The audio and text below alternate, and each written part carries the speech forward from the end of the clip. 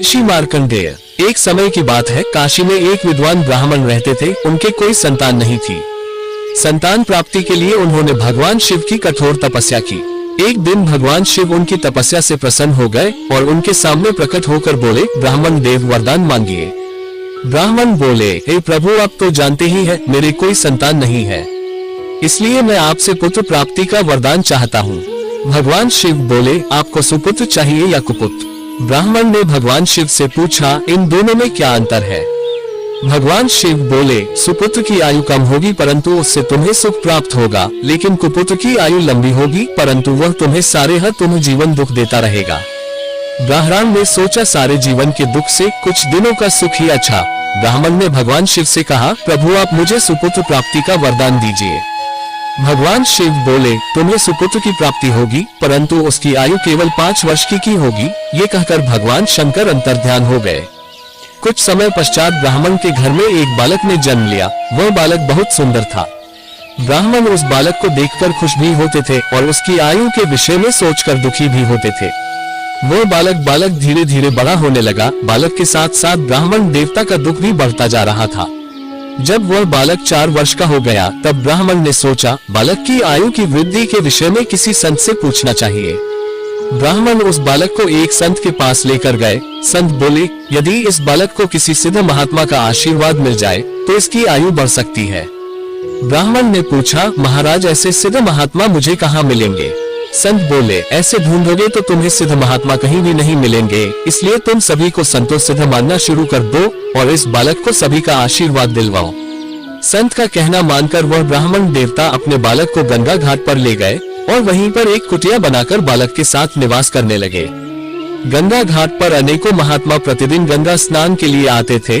ब्राह्मण ने अपने पुत्र से कहा कि तुम्हें यहाँ दिन भर में जितने भी महात्मा दिखाई पड़े उन्हें साष्टांग प्रणाम करके उनका आशीर्वाद लिया करो।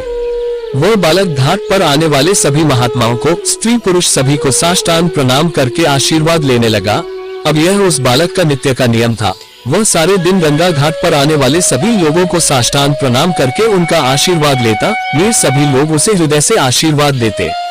इसी प्रकार उसका 5वां वर्ष लगभग पूरा होने को था।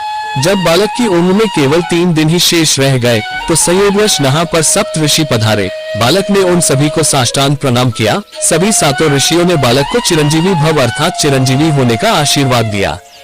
ये दृश्य देखकर उड़ा बालक के पिता की आंखों में आंसू आ गए। यह उन ऋषियों से बोले, महाराज आप सभी ने इस बालक को चिरंजीवी होने का आशीर्वाद दिया है परंतु इस बालक की आयु केवल 3 दिन और शेष है। सप्त ऋषियों ने पूछा, ब्राह्मण देवता आपको कैसे पता कि इस बालक की आयु केवल 4 दिन ही शेष बची है? ब्राह्मण बोले, यह बालक किसी देवता के आशीर्वाद से उत्पन्न हुआ है। उन्होंने इसकी आयु केवल 5 वर्ष बताए है जो अगले 3 दिन में पूरी हो जाएगी। ऋषियों ने पूछा, उन देवता का नाम बताए। ब्राह्मण बोले, मैं आपको उनका नाम नहीं बता सकता।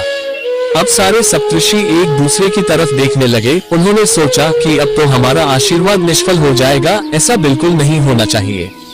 सभी सप्तऋषियों ने आपस में निर्णय करके उन ब्राह्मण से कहा, यदि आप इस बालक का कल्याण चाहते हैं तो इसे हमें दे दे। ब्राह्मण देवता बोले, ठीक है महाराज, यदि किसी भी प्रकार से इस बालक की उम्र बढ़ सके तो इसे आप ही लेना जाए। ब्राह्मण ने अपना हृदय कठोर करके अपने बालक को सप्तऋषियों के साथ भेज दिया। अगले दिन सप्तऋषि उस बालक को लेकर ब्रह्मा जी के यहाँ पहुँचे। पहले सप्तऋषियों ने ब्रह्मा जी को प्रणाम किया। ब्रह्मा जी बोले, चिरंजीवी भव चिरंजीवी भव। इसके बाद उड़ा बालक ने ब्रह्मा जी को प्रणाम किया। ब्रह्मा जी ने उस बालक को भी चिरंजीवी भव आशीर्वाद दिया।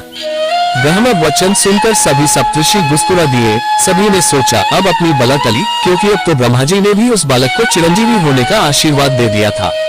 यदि अब उस बालक को कुछ भी होता है तो ब्रह्मा जी का आशीर्वाद झूठा हो जाएगा। ब्रह्मा जी ने सप्त ऋषियों से मुस्कुराने का कारण पूछा। सप्तऋषि बोले, प्रभु, जिस बालक को आपने चिरंजीवी होने का आशीर्वाद दिया है उस बालक के पास केवल 2 दिन की आयु शेष बची है। अब तो ब्रह्मा जी भी सोचने लगे। ब्रह्मा जी बोले, तो आप लोग इस बालक को यहाँ मेरे पास क्यों ले आए?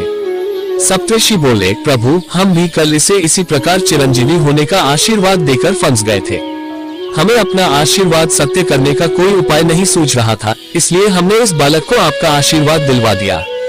अब आप जाने और आपका आशीर्वाद जाने। हम तो अपने आशीर्वाद से मुक्त हो गए। ब्रह्मा जी ने कुछ देर विचार किया। उन्होंने सोचा अब तो इस बालक का भाग्य केवल भगवान शंकर ही बदल सकते हैं। ब्रह्मा जी ने सप्तर्षियों से कहा, आप इस बालक को यहीं मेरे पास छोड़ जाए।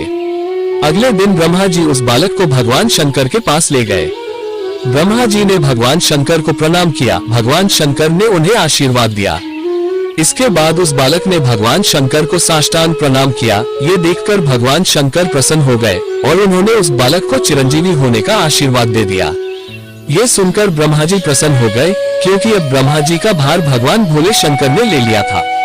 जब भगवान शंकर ने ब्रह्मा जी को हंसते देखा तो उनसे पूछा, ब्रह्मा जी क्या बात है? ब्रह्मा जी बोले, भगवान इस बालक की आयु केवल एक दिन शेष बची है और आपने इसे चिरंजीवी होने का आशीर्वाद दिया है। भगवान शिव ने पूछा, ये किसका बालक है? ब्रह्मा जी ने बताया, ये काशी के उस ब्राह्मण का बालक है। भगवान शिव भी मुस्कुरा दिए और बोले, ये तो हमारे ही वरदान से उत्पन्न बालक है। ब्रह्मा जी बोले, प्रभु आपके वरदान से उत्पन्न बालक अब आप ही की शरण में है, अब आप ही इसकी रक्षा कीजिए। भगवान शिव बोले, ब्रह्मा जी आप इस बालक को यहीं छोड़ दीजिए और अब आप अपने लोक को पधारे। ब्रह्मा जी उस बालक को भगवान शिव के पास छोड़कर चले गए। भगवान शिव उस बालक से बोले, बेटा तुम बिल्कुल मत डरो, यहाँ पर जो ये शिवलिंग है तुम इसके समीप बैठवार ओम नमः शिवाय मंत्र का जाप करो और शिवलिंग पर बेलपत्र चढ़ाते रहो। बालक वैसा ही करता रहा। ओम नमः शिवाय मंत्र का जाप करते करते वह बालक ध्यान मग्न हो गया। जैसे ही उस बालक की आयु पूरी होने का समय हुआ, यमराज उस बालक के पास प्रकट हो गए और उन्होंने उस बालक को अपने पास में जकड़ लिया। इससे उस बालक का ध्यान भंग हो गया और यह घबराकर जस शिवलिंग से लिपट गया और जोर जोर से ओम नमः शिवाय मंत्र का जाप करने लगा। ये सब देखकर भगवान शिव उस शिवलिंग से प्रकट हो गए और त्रिशूल लेकर यमराज के सामने। यमराज घबराकर हाथ जोड़े खड़े हो गए और बोले, प्रभु यह आप क्या कर रहे हैं? मैं तो आप ही की आज्ञा का पालन कर रहा हूँ। आप ही ने तो इस बालक की आयु 5 वर्ष निर्धारित की थी और अब 5 वर्ष पूर्ण होने के बाद मैं इसके प्राण लेने आया हूँ। भगवान शिव बोले, इस बालक को 5 वर्ष की आयु आपने दी थी या मैंने? यमराज बोले, प्रभु आपने ही दी थी। भगवान शिव बोले, तो फिर इसकी उम्र पर आपका हिसाब चलेगा या हमारा? यमराज बोले, प्रभु आयु आपने दी है तो हिसाब भी आप ही का चलेगा, लेकिन प्रभु मैं आपका हिसाब सुनना चाहता हूँ। भगवान शिव बोले, तो सुनिए यमराज, 4,32,000 वर्ष कलयुग की अवधि होती है। 8,64,000 वर्ष द्वापर युग की अवधि होती है। 12,96,000 वर्ष त्रेता युग की अवधि होती है। 17,28,000 वर्ष सतयुग की अवधि होती है। इन सभी 4 युगों को जोड़कर एक चतुर्युग होता है। ऐसे 71 चतुर्युगों का एक मनवंतर होता है। ऐसे 14 मनवंतरों का एक कल्प होता है। ब्रह्मा जी का एक दिन ऐसे 2 कल्पों के बराबर होता है। ब्रह्मा जी की आयु 100 वर्षों की होती है और 10 ब्रह्मा की आयु के बराबर मेरा एक दिन होता है। अब ऐसे दिनों वाले 12 महीनों का 1 वर्ष और ऐसे 5 वर्ष की आयु में इस बालक को प्रदान करता हूँ। यमराज ने हाथ जोड़ लिए और बोले, प्रभु जब आपके एक दिन में 10 ब्रह्मा जी बदल जाते हैं तो फिर मुझ जैसे यमराज की गिनती क्या है? यह बालक तो अमर हो गया। ये कहकर यमराज वहाँ से अंतर्ध्यान हो गए। वह बालक आगे चलकर मार्कंडेय ऋषि के नाम से प्रसिद्ध हुआ। मार्कंडेय ऋषि ऐसे ऋषि है जिनका कल्पों के अंत में होने वाले प्रलय में नाश नहीं होता। मार्कंडेय ऋषि को यह अमृतत्व का वरदान ऋषियों और संतों के आशीर्वाद के कारण ही प्राप्त हुआ था। उन्होंने अपने बालपन में 1 वर्ष तक सभी संतों को साष्टांग प्रणाम करके उनका आशीर्वाद लिया था, जिसके फलस्वरूप उन्हें सप्तऋषियों का आशीर्वाद प्राप्त हुआ। सप्तऋषियों के आशीर्वाद के फलस्वरूप उन्हें ब्रह्मा जी का आशीर्वाद प्राप्त हुआ। ब्रह्मा जी के आशीर्वाद के फलस्वरूप उन्हें भगवान शिव का आशीर्वाद प्राप्त हुआ और उन्हें अमृतत्व का वरदान मिला। इसलिए शास्त्रों में संतों के आशीर्वाद की बहुत बड़ी महिमा बताई गई है। बोले, हर हर महादेव शिव शंभु। जय श्री ऋषि मार्कंडेय की जय हो।